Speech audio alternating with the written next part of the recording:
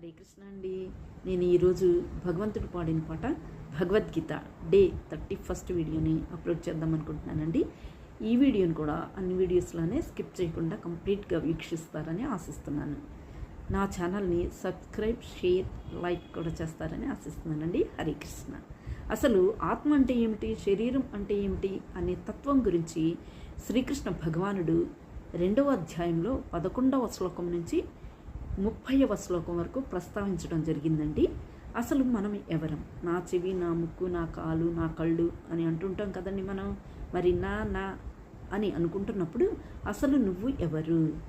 ఇప్పుడు ఎవరైనా చనిపోయారనుకోండి, మనం ఏమంటామండి? ఈరోజు ఆయన వెళ్ళిపోయారండి అని అంటాం. ఎవరు వెళ్ళిపోయింది?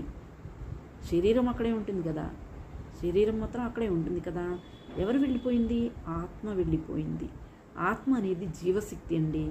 అది ఎక్కడ ఉంటుందో అక్కడే చైతన్యం ఉంటుంది, మనలో జీవం ఉంటుంది. అంటే ఆత్మ ఉన్నప్పుడు మనలో చైతన్యం ఉంటుంది, జీవం ఉంటుంది, ప్రాణం కూడా ఉంటుందన్నమాట.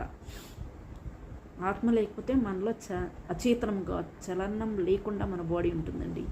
ఆత్మ ఉన్నంత వరకే మన శరీరంలో అందం ఏంటి, ఎలా యాక్టివ్నెస్ అవన్నీ ఆత్మ ఉన్నంత వరకే.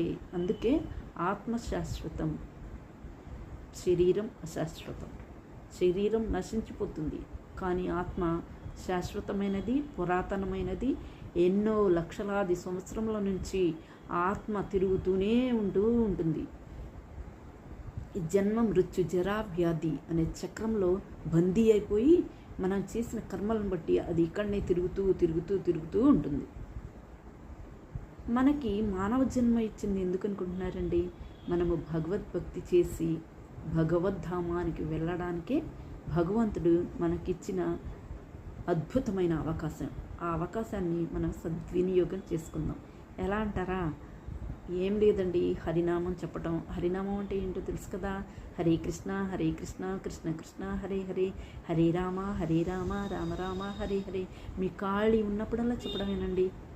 మళ్ళీ శ్రీకృష్ణ భగవానుడికి భక్తియుత సేవ అంటే మనస్ఫూర్తిగా ఆయనకి సేవ చేయడం, ఆరాధన చేయటం, పుష్పాలను, పాలను, పండ్లను, సాత్వికమైన ఆహారాన్ని నివేదన చేసి మనం భుజించడం.